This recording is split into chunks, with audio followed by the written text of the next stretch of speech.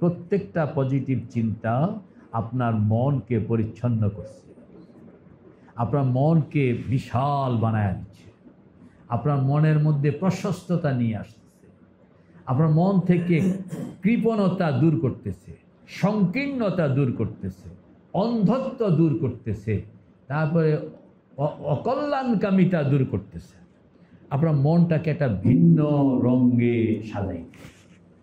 এক সময় এই হাজার নিয়তের কারণে একটাও করা হয়নি।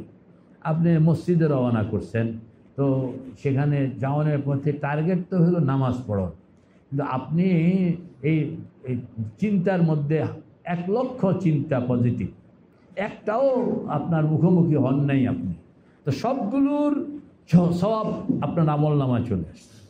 কারণ সবগুলোর নিয়তের কারণে, ধরেন নিয়ত করছে যে এখানের মধ্যে 10 তলা ভবন আমি করে দিই, যদি হয় মানে একটা 10 তলা মসজিদ বানায়, নিয়ত করছে, আদৌ এটা হয়, কিন্তু তার আমলনামার মধ্যে সওয়াবটা ওই অ্যাডভান্স নীতির আওতায়, যেহেতু আপনার পরিচ্ছন্ন মনের একটা পরিচ্ছন্ন মনোভাব, এই মনোভাবের কারণে আপনি এটা অ্যাডভান্স সওয়াবটা চলে আসছে।